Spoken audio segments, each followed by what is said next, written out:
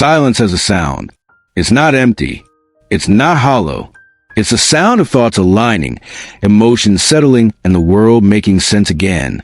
In a world that rewards the loudest voice, it's easy to forget the quiet ones. The ones who don't rush to speak, who prefer depth over volume, who seem distant, but are often watching everything unfold with stunning clarity. They're the ones who leave a room without saying much, yet their absence changes the air. Their strength doesn't shout. It breathes. And while others run toward noise to feel alive, introverts find life in stillness. Because for them, silence isn't a void, it's a language. The story of introversion isn't about shyness or weakness. It's about energy, where it flows and where it's restored. Psychologists explain that introverts aren't necessarily afraid of people. They're simply wired to process the world inwardly. Their minds are like deep lakes, calm on the surface, but full of movement underneath. In social settings, extroverts thrive on external stimulation, conversation, crowds, activity. Their brains light up when energy moves outward.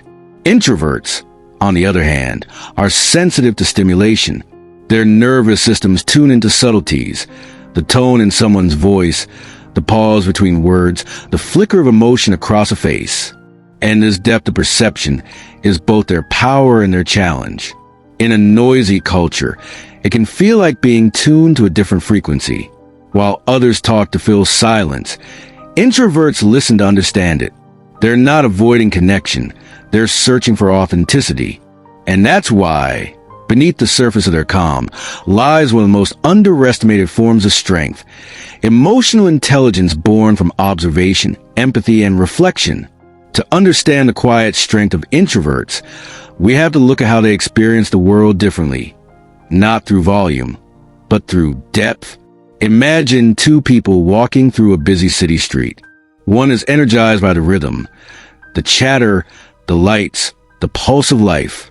The other notices the tired eyes of a shopkeeper, the faded poster on a wall, the sound of footsteps echoing between buildings. That second person, the one who feels more than they express, is living in a world layered with quiet meaning.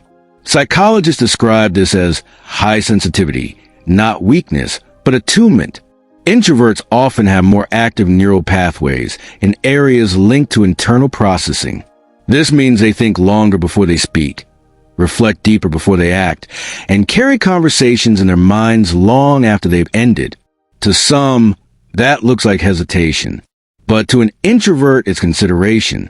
They're not silent because they have nothing to say. They're silent because words matter. Many introverts grow up being told to come out of their shell, as if quietness is a problem to fix. But what if that shell isn't a barrier? What if it's a studio? A space where creativity, empathy, and insight are sculpted in silence. Some of the world's most thoughtful innovators, writers, and leaders have drawn strength from solitude. Because solitude for an introvert is not isolation, it's restoration. It's the moment when their thoughts unfurl and their energy refills. The brain of an introvert is often more responsive to dopamine, the chemical linked to stimulation and excitement. But instead of seeking constant bursts of it from external sources, introverts prefer steady, meaningful engagement. They'd rather have one honest conversation than 100 surface-level interactions. They'd rather master a single craft quietly than scatter their focus chasing noise. And that's where their quiet strength reveals itself, in endurance, not display. They can sit with discomfort longer. They can observe patterns others miss. They can empathize deeply because they've felt deeply. There's a quiet confidence in being grounded within yourself, in knowing that validation doesn't always have to come from the outside. And introverts, more than most, learn to draw power from that truth. Picture someone sitting alone in a cafe, not scrolling through a phone, not waiting for anyone, just being. To some, that looks lonely. To an introvert, that's alignment, because they're not escaping the world. They're reconnecting with it from the inside out. This is why introverts often excel in creative or analytical fields: art, writing, psychology, research. They observe before they contribute. And when they finally do, their words carry precision, their ideas of depth, their presence feels calm. Their power is not in being the first to speak, but in being the one who understands before they do. It's a strength the world doesn't always celebrate, but it's one that shapes it quietly, persistently, and profoundly. So when an introvert steps back from the noise, it's not retreat, it's rhythm. Their silence is not emptiness. It's space to breathe, to think, to restore balance.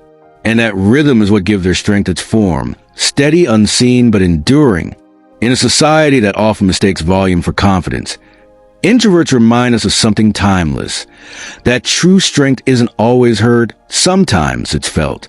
We'll go deeper into the psychology behind this, how introverts build emotional resilience, why solitude becomes their source of creativity, and how they thrive in a world that rarely slows down. But for now, pause, take a breath, and remember, the quiet ones aren't absent from life. They're just listening, closely enough to understand it. There's a quiet mystery about introverts that most people never see. They don't always show emotion on their face, but inside, their minds are alive with color. When an introvert listens, they don't just hear words. They sense what's behind them, the hesitation, the unspoken thought, the shift in tone that says more than language ever could. It's as if they carry emotional sonar, mapping depth where others only skim the surface. Psychologists call this high internal processing. It means introverts not only take in information, they digest it, connect it, and feel it more deeply. That's why, after a social event, they may seem withdrawn. Their brain isn't disengaged. It's sorting emotions, moments, energy. It's also why introverts are often drawn to meaning, not attention. They don't just want to be around people. They want to understand them. They value sincerity more than charm, presence more than performance. And when they find those rare, genuine connections, they protect them fiercely. But here's what many misunderstand.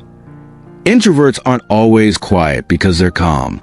Sometimes, their silence is full of emotion, frustration, empathy, curiosity, all swirling beneath the surface, waiting for the right moment to be translated into action or art. There's also a biological layer to this calm. The introverted brain tends to be more active in the frontal lobes, areas linked to decision-making, memory, and planning. So when they pause before responding, it's not hesitation, it's integration. They're merging thought and feeling, ensuring what leaves their mouth aligns with what sits in their heart. This is why conversations with introverts can feel so grounding. They don't rush to fill silence. They honor it, because silence to them is not awkward, it's alive. It's where meaning gathers strength before it's spoken. Introverts carry a different kind of courage, one that rarely gets applause. It's the courage to stand alone without needing a crowd, the strength to say less when the world keeps shouting more, the wisdom to retreat not out of fear, but to return clearer, kinder, and stronger. In solitude, they rebuild what the world drains. They sit with their emotions instead of escaping them, and that quiet self-awareness becomes their emotional armor, soft but unbreakable. When life feels chaotic, introverts become the still point. They don't compete for attention. They stabilize it. In relationships, they're often the ones who listen long after others have stopped talking. They remember the details others forget because they were never pretending to care. This inner steadiness is born from reflection. Psychologists note that introverts often process emotion by thinking first, feeling later. They observe the storm before stepping into it. And in doing so, they develop emotional resilience, the ability to endure not by overpowering emotion, but by understanding it. That's why many introverts are natural healers, creators, and thinkers. They live close to their inner world. And from that place, they draw insight that changes outer ones. A poem written in solitude, a melody composed in the quiet hours of night. These are not acts of isolation. They are acts of translation, turning inner life into something the world can touch. But perhaps the most profound strength of introverts is their ability to love quietly, to show care without announcement, to notice when someone's tired, even when they say they're fine. Their love doesn't perform. It remains. And in a world obsessed with visibility, that invisible love might just be the rarest kind of power. If you ever felt the need to explain your quiet, you don't have to. Stillness is not emptiness. It's the birthplace of awareness, empathy, and strength. You are not less because you speak softly. You are not fragile because you need time alone. And you are not invisible. You're simply tuned to the quieter frequencies of life, where truth lives. The world needs both voices, the ones who shout to awaken it, and the ones who whisper to heal it. And maybe the balance between them is what keeps humanity whole. So, if you are an introvert, embrace your rhythm. Let your calm be contagious. Let your silence carry weight. Because the world doesn't just need loud leaders, it needs the quiet ones who listen before they lead. And if this reflection helps you see yourself or someone you love a little more clearly, stay connected. There's more to uncover about the hidden layers of human psychology, and you belong in that conversation. Subscribe if this spoke to you, not because it's a trend, but because your quiet deserves a voice. And remember, you don't have to be loud to be strong. Sometimes the most powerful sound is silence that understands.